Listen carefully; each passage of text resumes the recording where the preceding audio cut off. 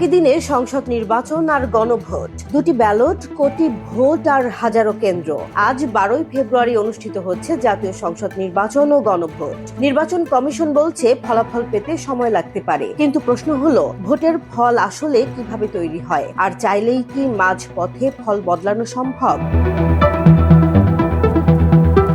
আজ 12 ফেব্রুয়ারি একই দিনে অনুষ্ঠিত হচ্ছে ত্রয়োদশ জাতীয় সংসদ নির্বাচন এবং জুলাই সনদ বাস্তবায়নের গণভোট।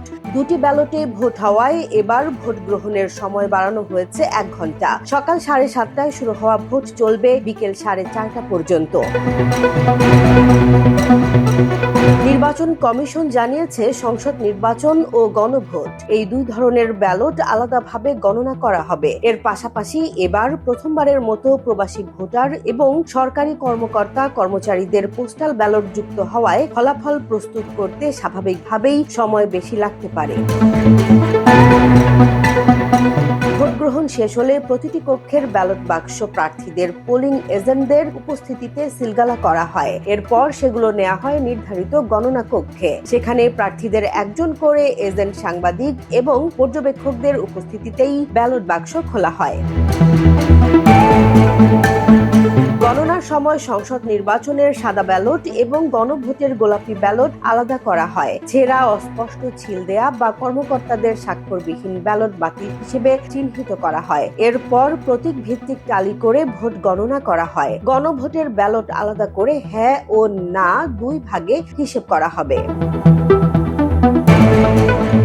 গণনা শেষে কেন্দ্র ভিত্তিক ফলাফল প্রস্তুত করা হয় নির্বাচন কমিশনের নির্ধারিত 16 নম্বর ফরমে। সেখানে প্রার্থীদের প্রাপ্ত ভোট, বাতিল ভোট, বৈধ ভোট এবং মোট প্রদত্ত ভোট সব হিসাব, অঙ্ক ও কথায় লিখতে হয়। এই ফলাফল শিটে প্রিজাইডিং কর্মকর্তা ও পোলিং এজেন্টরা স্বাক্ষর করেন।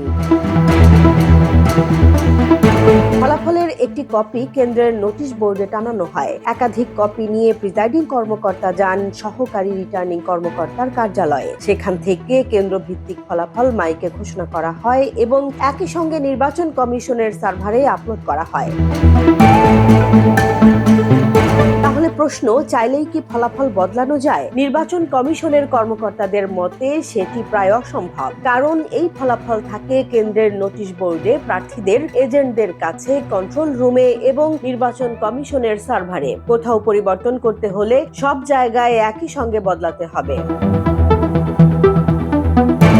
তবে অতীতে অনিয়মের নজির নেই তা নয়। 2018 সালের নির্বাচন রাতের ভোট বিতর্কে পড়ে। আবার বিভিন্ন নির্বাচনে এজেন্ট বের করে দেয়া, ব্যালট ছিনতাই বা সহিংসতার অভিযোগে ভোট স্থগিত বা বাতিলের ঘটনাও ঘটেছে।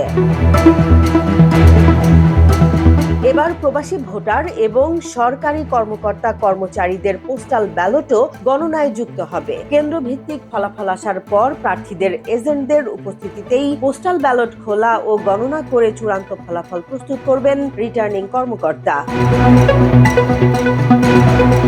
ফলাফল নিয়ে কোনো প্রার্থীর আপত্তি থাকলে তিনি পুনঃগণনার আবেদন করতে পারবেন নির্বাচন কমিশনে। কমিশনের অনুমতি পেলেই কেবল পুনঃগণনা সম্ভব। আর চূড়ান্ত ফলাফল চ্যালেঞ্জ করতে হলে যেতে হবে নির্বাচনী ট্রাইব্যুনালে।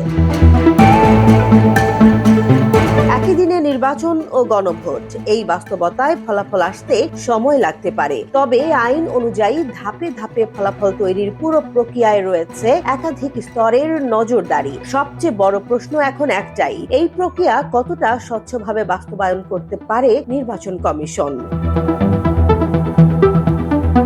জেসমিন জাহান, নিউজ ডেস্ক, জনবাণী।